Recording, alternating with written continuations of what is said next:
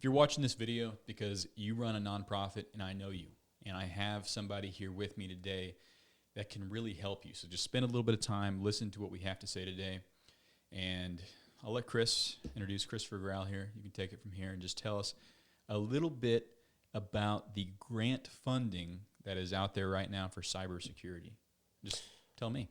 All right, so what I want to go over in terms of grant funding is particularly going to be with the CISA, the Cybersecurity Infrastructure and Security Agency, the nonprofit branch of cybersecurity in the United States, right? Through them, they offer something called the Cybersecurity Enhancement Plan for nonprofits and houses of worship, right? Those are the two that I'm going to be particularly focusing on, but let's talk about them, right? So these are grants that can award up to $240,000 for one installation, and then up to, I believe, $140,000 per installation over the initial one, up to 6 applications for any sub-applicant, and we can get into sub-applicants. Like if a church had 3 different buildings, this could just handle all security for all of those. Yes, sir. And we're talking about like 8K security cameras, infrared, night vision. Yeah, no expense will be spared, genuinely. These are going to be, there's deals with Cisco and nonprofits, deals with a ton of organizations that are genuinely trying to help the American people with cybersecurity. So no expense is going to be spared. I like to say Cisco because it's kind of like Apple's ecosystem. It's even their programming is called iOS, right? It's kind of laughable. Cisco or Apple owns Cisco. Oh, no, but their OS is, I mean, it's still the same, literally. When you look them up, it's weird. Interesting. Right? Okay. One's trademarked differently, right? Okay. So if an organization like a church has an IT team, this isn't you trying to replace them. You're trying to get them a massive upgrade. Massive upgrade. Make them compliant with insurance. Yes, sir. Protect their data. Really just, there's like 28 billion you were telling me. Is that right? 28 billion in total funding? Or is it more? I think it is, no, it's 28 billion, sir. It's less, sir. I think it's 800 million to 1.2 billion. Is what I last checked. I think the fiscal year. 1.2 billion, that was it, yeah. Yeah. So there's all this federal funding available. And, I think both of our goals is try to get as much of that in the River Valley, in Arkansas, as possible. Yes. So that's why we're even here talking about it. And, if you haven't, just go ahead and forward this video to him so he can start listening. Yeah, so let's talk about not replacing the IT team, right? Because that is a big deal, right? So let's talk about the Cisco-grade equipment. Let's talk about enterprise-grade equipment for individuals that don't have enterprise-grade experience, right? So Cisco has its own suite, software product. You get a license with it, and you register your organization with Cisco, and now it's all under one umbrella. We just talked about 8K security cameras. So Cisco has integrated security cameras that work with Cisco Meraki's, and there is some level of training that an IT team that doesn't have enterprise experience will need to undergo. I'm more than happy to facilitate that training if they need training, but typically it's user-friendly, right, for Cisco. But I will more than happy facilitate that level of training. That way, genuinely, on hands or on staff, IT can do this and can take it over and will take it over, right? And that's what the whole plan is. Good. It doesn't get anyone out of a job. It's just a win-win across the board. So for someone watching right now, there's a link down below where they can just book in a quick phone call with you, or even just actually what it is I think you just put in your address and then you'll go out to meet them and just talk to them about it real quick. Just show them what exactly the steps are. And there's a deadline coming up in January 28th or so for this last year's round of funding, but this will be renewed, so we'll probably have this video up even past that. Yeah, that's why it's weird. 2024 fiscal year is like 800 million, but next fiscal year I heard or read that it's going to be increased. So that's why I said 800 to 1.2 billion is going to be offered for organizations, depending on when we get the application submitted. Excellent. And you've got contacts in all the right places to make the application process just dead simple. Yes, sir. So typically it's going to start with me interacting with a facility or, a church, anybody really that needs cybersecurity. But from there, it'll go to the county's EMS coordinator. And from the county's EMS coordinator, we're going to go to the SAA, the State Administrative Agency. That's under ADEM, which is ADEM, Arkansas Department of Emergency Management. And from there, it'll go to CISA. So, yeah.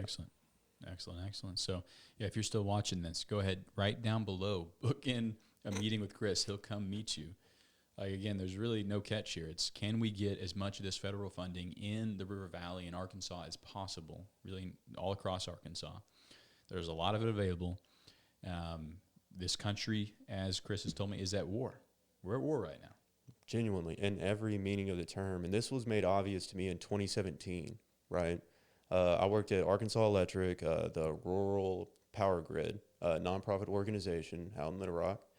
And in 2017, the Ukrainian power grid hack really showed me what the temperature was like between the nations, what was going on, specifically with cybersecurity, nation state attempts at trying to just breach, like just knocking at our doors constantly.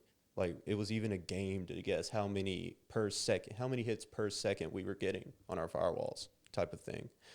And so from 2017 to now, I mean, it's always been obvious that we're at war. I mean, it's always information is king, right? Yep. Information is power. So cybersecurity, let's just hack a nation, yep. Right? So, and even if you're small, a small nonprofit, like, here's why people would want to hack you. Say you have no data that you think is valuable, but you're a nonprofit. Therefore, there's people on your board, right? I bet there's some people on your board that are connected to things in the community, to infrastructure, to other businesses. So the idea is, as a bad actor, I'm going to hack you. Mm-hmm. You're just running this really small nonprofit, but now I can act as you. I can be you. I can email people that really I'm trying to get to, right? Like, you're just the first step in this series of connections. And if that did happen, correct me if I'm wrong, Chris, but if the hack starts with you and you're involved in it unwillingly, and you didn't have certain things in place, there's a lot of ramifications. You could lose you could lose a lot. Yeah, I've seen business owners have to, which is terrible to say, they've had to close their doors because of a hack, exactly like what you described. And exactly what you described is what happened with the Colonial Pipeline hack way back when, if anybody remembers it.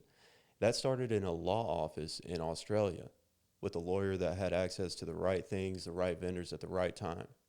And that's trillions in gas prices across the Southeast, the Bible Belt.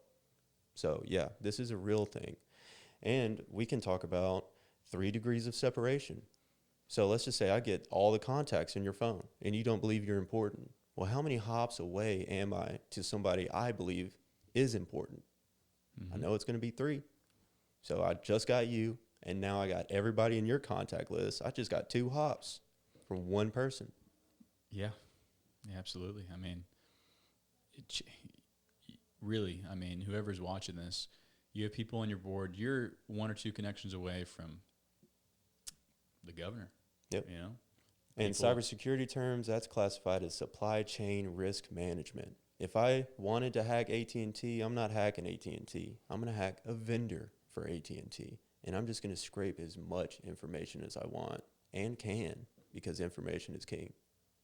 And that's what sells on the dark net, information, your social security number, your name, your address, your picture, 11 seconds of audio.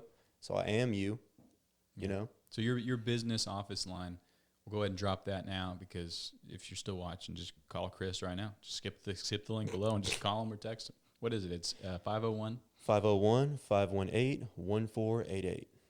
Yeah, call it. And if I sent you this video, it's because I know you're in Arkansas, and we want that money here. We want to protect your organization. I've known Chris for a while. Met him earlier this year. And some of the stuff he's doing with his company, based right here in, like, really around the Russellville area, is pretty crazy to see. I'm glad we have this dude over here in the community. And you're too kind. Yeah, it's the beginning of something really great. So let's let him help you. Like, that's really it. Yeah, and just something I wanted to add: religious bodies are classified as critical infrastructure by the CISA, genuinely. So if you're a pastor at a church, or an imam, just anybody, you're critical infrastructure. Why is that? Why is a church critical infrastructure?